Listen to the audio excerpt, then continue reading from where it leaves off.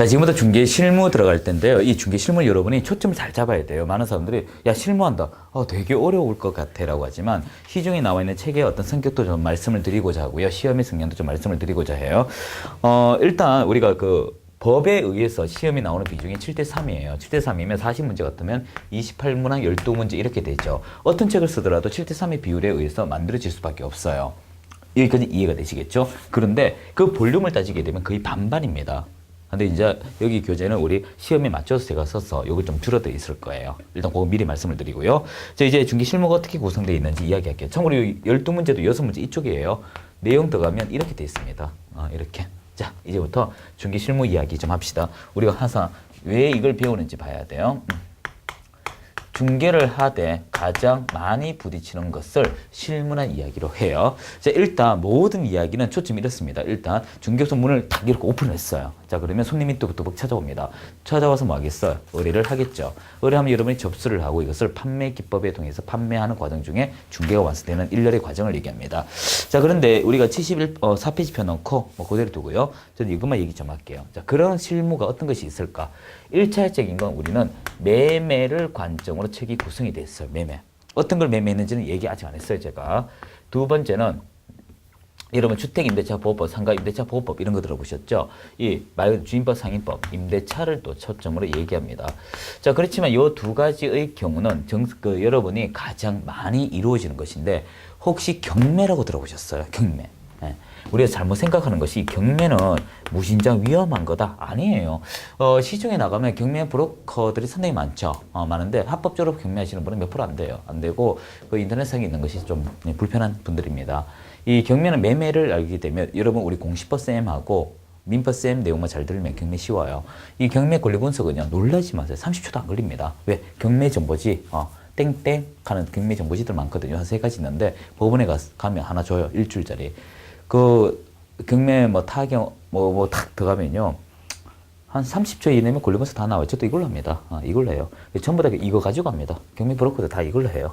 자, 어떤 거냐면 이거 한번 예를 들게요. 요거 줄인 게 이거예요. 우리 매매할 때 계약금 좀 날려 쓸게요. 잔금 이렇게 있으면 경매는 계약금 한 다음에 그냥 잔금이에요. 절차 똑같아요. 똑같습니다. 자, 하여튼 요런 게 있어요. 요런 게 있습니다. 자, 이제부터 이야기할게요. 자, 요 3가지 이야기가 중심이 되어 있는데요. 여기서부터 출발이에요. 자, 우리 실무 어떻게 구성되는지 이야기할게요. 이 3개 중에 우리 현재 가장 거래가 많은 것이 이 3가지 중 어느 거일 것 같아요. 100이란 숫자를 둔다면 매매일까요? 임대차일까요? 경매일까요? 당연히 순서대로 제가 적어놨죠. 매매가 이 중개 실무 영역의 80% 이상입니다. 그리고 임대차가 10% 정도 되고요. 뭐 10에서 15% 잡을까요? 그리고 경매가 5% 정도 돼요. 시험 비중은. 자, 그러면 지금 저도 순서대로 할 때 요거 순서대로 이야기를 할 수 있을 것 같네요. 자, 하는데, 자, 요거 이제 한번 볼게요. 자, 매도 측이 있습니다. 우리가 항상, 우리 법은 이렇게 돼 있어요. 권리를 가진 사람을 권리 이전자, 권리 사고자 하는 게 권리 취득자인데, 우리 실무는요, 권리 취득자 중심으로 법이 돼 있어요. 이제 풀이가 돼 있어요. 이 사람 중심으로 되어 있습니다. 파는 사람이 잘 팔면 그만이지만 우리는 중개를 할 때 약자인 권리 취득자 중심으로 실무를 전개하라 의미를 깔고 있는 것 같습니다. 그럼 이제 권리를 취득하고자 하는 사람에게 예를 한번 들어볼게요. 예. 자, 여러 가지가 있습니다. 여러분이 만약에 여러분이 사고자 하는 토지가 토지거래 허가 지역에 묶여 있어요. 이건 저도 예전 중개업 할 때 실제 있었던 건데요. 토지거래 허가 지역이 묶여 있어. 여러분은 그 당시에 저도 처음 새내기였죠. 그 당시 중개업에서 이 토지거래 허가를 우리가 공법 시간에 배웠는 것처럼 제가 아는 지식 다 끄집어내서 한 1시간 반 이상 설명했어요. 매수인이 뭐라 했을까 저한테? 말 많다 하면서 가셨어요. 그냥 거래 안 됐어요. 실제 실합니다. 그러다 두 번째 또 손님 오셨어요. 그 땅을. 이제 지치죠. 지쳐서 그냥 이거 토지거래 허가증이 있어야 살 수 있습니다. 없으면 어떻게? 처벌받습니다. 아우, 깔끔하네. 그러더라고요. 실합니다. 그게 무슨 말인가 하면 권리 취득자는 이것을 살 수 있냐 못 사냐 취득의 관점밖에 없어요. 취득의 관점. 이 취득을 할 수 있는가 이게 초점이고요. 그 나머지는 관심이 없어요. 그러면 이 권리의 유형에 따라 취득을 하는 대상자의 모델만 찾아주게 되면 돼요. 예를 들을까요? 외국인이 토지를 사는 과정. 그럼 외국인 토지 취득에 관한 얘기가 쭉 담겨져 있으면 되고요. 한번 좀 적어드릴까요? 뭐 농지도 마찬가지고요. 아직 책 보지 마세요. 여러분 책 볼 거는 없습니다. 토지법. 이따 여러분 우리가 상당히 많아요. 뭐 토지거래 허가제, 뭐 여러 가지 있죠. 주택거래 신고, 뭐 부동산 거래 신고 여러 가지가 있는데 이 모든 이야기들이 전부 다 어디? 취득하는 사람의 초점에서 맞춰져 있어요. 이야기가. 그래서 여러분이 이 이야기, 농지를 살 때 농지증이 필요하다. 없으면 어떻게 할까? 거래하지 못한다. 뭐 외국인 토지법이 살 때 이 허가제와 신고제가 있더라. 참 인가와 신고가 있죠. 그리고 여러분이 이 토지 또는 주택 어떻게 할 것인가 이런 과정적 결정밖에 없어요. 자, 요 얘기 먼저 정리할게요.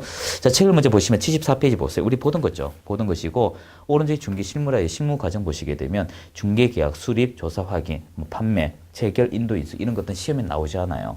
있으니까 보는 겁니다. 이제 넘겨봐 주세요. 그리고 부동산 중개 계약 우리 많이 보던 거죠. 중개 계약 법적 선택 이건 시험에 잘 나와요. 이건 입문 과정에 벗어나서 기본 과정 가도 되고요. 그리고 77페이지 중개계약 종류를 하여 우리가 일반 중개계약 넘기면 독점, 전속, 공동, 중과 이런 글자를 봅니다. 이건 일단 보지 마요. 여러분이 이런 중개계약 요것만 있는 게 아니에요. 계약은 수천 수백 가지가 있습니다. 예를 들어 우리 현업에 가시게 되면 얼마까지 이 얼마에서 얼마까지는 이만한 이게 뭐 어떻게 할까요? 요만한 금액의 범위는 요 정도만 받고요. 요 금액 범위 요만큼. 이 초과 누진 세율처럼 이렇게 받는 구간이 있어요. 예를 들어서 골프장 개설할 때 8월까지는 얼마를 받고요. 9월까지 만약 토지 매입을 해주면 더 챙겨드리고 이런 식으로 임의적으로 할 수가 있어요. 이게 뭐냐 하면 여러분 요까지는 정가 종량으로 올라갈 수도 있죠. 그래서 이건 합의에 따라 달라져요. 단지 시험에 잘 나온 5가지일 뿐입니다. 이런 것들이 있고요. 주문받고 그 다음 80페이지가 바로 이러한 것을 사기 위해서 취득의 과정들 얘기가 나와요. 그 이야기가 여러분이 80페이지 나오는데 이 중개대소물 조사 확인이 제일 중요합니다. 제일 중요해요. 그래서 어떤 거든지 여러분 이렇게 생각 한번 해봐요. 우리 조사할 수 있는 방법도 이번 시간은 정말 불리한 시간이에요. 여러분 정말 가볍게 들었어요. 그냥 제가 농담하고 그냥 일반적인 돌아가는 얘기밖에 안 할 겁니다. 이 조사할 때 탐문에 의해서입니다. 제가 처음에 집 살 때 정말 재밌는 것이 뭐냐 하면 저는 그 집이 정말 큰 줄 알았어요. 그 연세 드신 분께서 저한테 우리 집 축구할 만도 해. 150평, 200평? 이 가격에? 말도 안 되는 생각이죠, 저도. 가보니까 제가 예전에 사던 집보다 더 작아요. 근데 그 어르신 입장에서는 큰 거예요. 즉 뭐냐 하면 대한민국 매도자는 자신의 집이 좋다라고 합니다. 그럼 왜 파실까요? 부도가 왜 날까요? 이유도 몰라요. 근데 항상 그 얘기합니다. 탐문 신뢰할 수 없어요.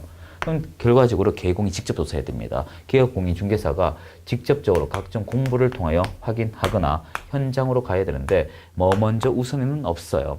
현장 가봐서 좋으면 어떻게 그 자리에서 공적정보 볼 수도 있고 공적정보 보다가 좋아서 어떻게 현장으로 갈 수도 있다는 것입니다. 단지 이것을 같이 해야 문제가 없다 이거예요.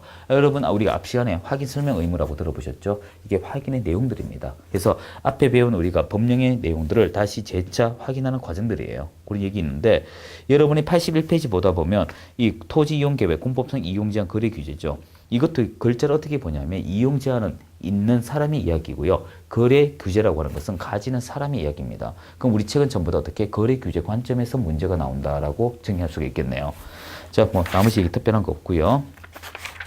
넘겨보시면 이제 82페이지 기본적인 사항들 있죠. 이건 절대 보지 마십시오. 이 파트는 왜 기본 과정에서 보더라도 안 넣고요. 더 쉽게 표현해 드릴게요. 타 과목을 배우잖아. 공시법, 공법 배우면 여기 있는 내용을 80%를 자동으로 알게 됩니다. 저는 그냥 숟가락 하나 다 얹는 볼과 대부분 똑같아요. 여기 보시면 소재지, 지목, 면적 이런 거 다 공법쌤이 해줘요. 해줍니다. 더 정확하게. 저는 그냥 이걸 한 것을 활용할 뿐입니다. 이게 제가 특별하게 할 거 없어요. 좀 어떻게 보면 가볍게 살아도 될 존재죠. 저는 이 과목에서. 그리고 84페이지 이거 어렸을 때 3절 많이 봤죠. 민법상에서 공시법쌤이 하는 거예요. 제가 할 게 없다고요. 그리고 분묘기지권 나오죠. 이 분묘기지권이 왜 문제가 되냐 하면 여러분 우리가 이 몇 자리가 중요한 게 아니고 임야를 거래할 때 보면 묘가 나와요. 그 얘기 건들 수밖에 없고요. 자 이제 86페이지 보면 공법상의 거래 규제라 해서 다 거래 규제 관점이라 했죠. 여러분 우리가 솔직히 얘기합시다. 86페이지 토지거래 허가제라 해서 방갈로 1번, 2번 시험 나올까요? 안 나와요. 딱 한 번 나왔어요. 지금까지 시험 치면서 26번. 그리고 추가 시험까지 27번인데 한 번 나왔다면 중요할까요? 아니요. 제가 앞서 얘기했죠. 많이 설명하니까 복잡하다 가더라. 하지만 간단하게 이거 없으면 문제 되더라 하니까 좋다라고 했죠. 그래서 87페이지 보게 되면 위반 시제 이게 시험에 나와요. 실제 나오는 거하고 초점은 다르다라는 거예요. 그렇게 되고요. 자, 농지법상의 거래 규제도 마찬가지예요. 그리고 외국인 토지법도 그런 식으로 문제가 나오는 게 한정식으로 나온다 이것입니다. 그래서 그런 초점에서 정리를 하는 게 중요해요. 어떤 초점인가가 초점. 그래서 여러분이 단어 공부를 좀 하되 여기 이런 것이 있구나라고 막 따져주시면 돼요. 그래서 이런 것들의 어떤 이야기 중심이고, 자, 이제 89페이지 그걸 작성하는 방법이 나옵니다. 특별한 거 없어요. 여러분이 지금까지 본 것들 전부 다 가볍게 보세요. 그러다가 95페이지 판매 발동. 자, 팔면 된다가 답이에요. 시험 낼까요? 못 내요. 딱 3번 냈습니다. 지금까지. 27번 쳤어요. 27회가 아니고 26회에다가 추가 시험에서 27번 시험 치면서 95페이지는 아이다. 제목 좀 잘 아이죠? 그래서 잘 안 나와요. 그냥 판매 발동 잘하면 된다가 내용이에요. 여기서 크라우징 최초 시도가 한번 시험 나온 적은 있어요. 순서가. 그리고 96페이지 판매 소구점, 제17회 글자 적혀 있네요. 이 판매 소구점은 말 그대로 구매자에게 만족을 주는 점을 판매 소구점이라 하는데, 여러분에게 한번 여쭤볼게요. 쉬운 예로 우리가 그 인천 끝자락에 신도시가 있지 않습니까? 이 송도인가요? 그런 곳에 좀 환경적 요소는 좋아요. 하지만 편의시설이 좀 없습니다. 그렇지만 여기 들어간 사람들은 환경적 요소가 좋아서 들어갈 수도 있잖아요. 편의시설은 없더라도 사람이 주관에 만족했더라고요. 강남 한복판에 그렇게 먼지 팍팍 나는데도 더 사는 이유는 학군 때문에 다한데, 그죠? 그러니까 자기의 주관적 만족도가 다 다르기 때문에 여기서는 다 그 주관적 만족도를 낼 수 있는 문제가 있을까요? 없어요. 그래서 책에 있다여 보는 것이 아니고 시험에 나오면 보자 이겁니다. 납득되시겠죠? 그리고 오른쪽에 97페이지 경명. 잘하면 답이다. 나올까요? 안 나와요. 단지 오른쪽에 유형이 보면 가장 현업에서 많이 쓰는 게 부분 선결법을 제일 많이 씁니다. 왜? 어차피 중개는 계약을 체결해야만 중개업자, 개공이 돈을 받으니까 일단 체결하고 나서 보자 이겁니다.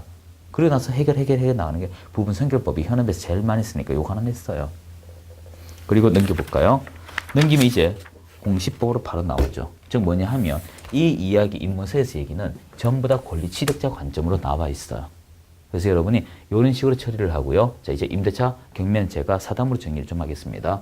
이 임대차는요, 여러분이 주택 임대차 보호법, 주임법이 있고 상가 건물 임대차 보호법인데, 여기서 제가 드리고자 하는 것은 매매 방식은 전체 거래량의 약 90%인 건 맞습니다. 하지만 아직은 어떻게 월세 전세 사는 분들이 계시잖아요.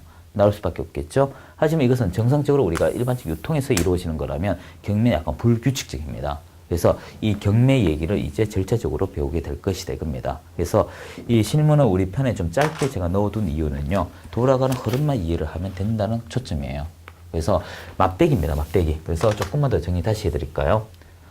실문은 요것만 조심하면 돼요. 이제 좀 다 지우고요. 실무는 실무에서 따로 법령에서 다루지 않는 거 그냥 간단하게 할게요. 외국인 토지법 한 문제 나오고요.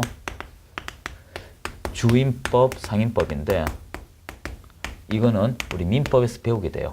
민법에서. 저한테 따로 안 배워도 돼요. 실은. 2차 하사는 배워야겠죠. 그리고 여러분 경매. 끝이에요. 없어요. 없다고요. 이것만 여러분 별도로 조금 더 배웁니다. 저 주임법, 상임법까지 빼면 2개밖에 없어요. 타 과목에서 넘어오는 거 2개밖에 없어요. 타 과목 나면 다 넘어와요. 그래서 실무는 특별하게 할 게 없습니다. 그럼 이제 본 수업 들어가게 되면 확인 설명 작성하고 거래계획서 작성하는 걸 그걸 좀 더 참고서만 배운 것밖에 없어요. 그래서 제 과목을 여러분이 하실 것 같다면 이렇게 좀 하셔야 됩니다. 자, 요게 이제 마지막 주요 내용인데요. 기출 문제를 이제 기본서 들어가면서 한번 제가 OT 형식으로 설명드릴게요. 그 기출 문제를 많이 보는데요. 일단 실무는 기출 문제와 똑같이 나와요. 시험 범주가. 이건 100% 동일하게 나옵니다. 하지만 법령은 법이 개정되기 때문에 짜집기가 가능해져요. 그래서 조금 이것저것 둘러가 문제가 나오는 것도 사실입니다. 그래서 이렇게 좀 처리하시면 돼요. 자, 이렇게 하시고요. 뭐 다음에 공시법 쌤하고 또 공시법 배우시면서 하나씩 하시면 돼요. 이 입문서는요, 그냥 제 과목만큼은 가벼운 마음으로 보셔야 됩니다. 이것으로 수업을 한다는 생각은 하시면 안 돼요. 그리고 요건 여담인데요. 절대 용어를 모르시면 용어 찾아보고 책 봐야 됩니다. 그냥 진도 나간 데서 따라오시면 안 돼요. 안 돼요. 온라인 강의의 가장 큰 맹점이요. 자기 통제가 안 됩니다. 그것도 물어볼 사람이 없지 않습니까? 그래서 용어를 미리 해야 돼요. 만약에 나는 온라인으로 보는 게 너무 힘들어 가면 여러분이 이 법률 용어 사전 작은 거라도 하나 사셔야 돼요. 그래서 그러한 것을 뭐 1, 2만 원이면 충분해요. 자주 보시면 용어만 숙지해서라도 이 자격증 100% 붙습니다. 그렇게 용어 정확하게 하시는 게 정말 중요해요. 자, 이제 인사드릴게요. 입문까지 인사드리겠습니다. 수고하셨습니다.